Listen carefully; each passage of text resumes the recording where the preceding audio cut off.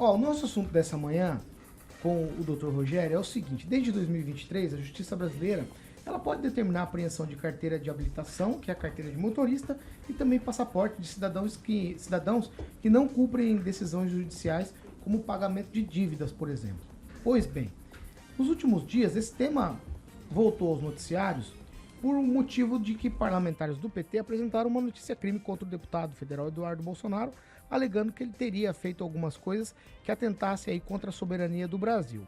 Pois bem, segundo a denúncia, o Eduardo teria buscado apoio do Congresso dos Estados Unidos para impedir que o ministro Alexandre de Moraes entrasse lá nos Estados Unidos.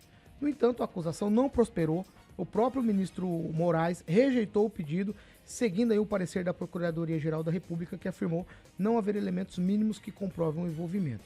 E aí repercutiu muito durante toda essa semana. Inclusive o Ângelo deu uma notícia ontem sobre isso. Depois eu vou deixar ele fazer o questionamento para o doutor, não sei se ele vai perguntar sobre isso. Pois bem, doutor Rogério Herrerias é advogado especializado em direito trabalhista e também em sucessões, está aqui para falar com a gente sobre isso. Sem entrar no mérito da questão política, doutor, eu vou direto para a primeira pergunta. Afinal, a justiça pode ou não pode apreender passaporte de um político, de um legislador? A gente fala da lei com relação a gente que está devendo. Aqui vale a mesma coisa? Se eu tenho alguma coisa que pese contra mim, eu sou político, a justiça vale também para esse caso? Sim, a justiça vale, mas vamos fazer uma contextualização, né?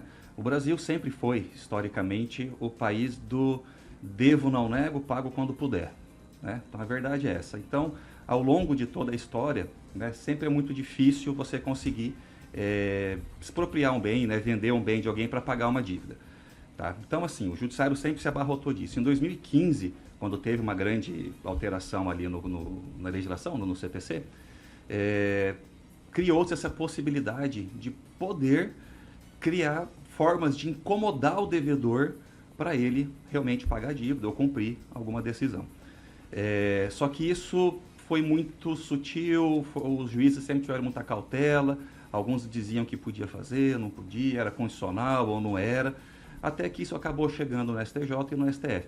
Tá? Então hoje, a situação qual que é? Sim, pode ter esse tipo de embargo, de bloqueio, de CNH, passaporte, só que, primeiro, tem que ser esgotado todas as vias, tá? Você não tem jeito mesmo de cumprir determinada ordem ou execução, né, pagamento de valor, e nessas situações bem excepcionais, em caso a caso, tem que ser analisado se pode ou não.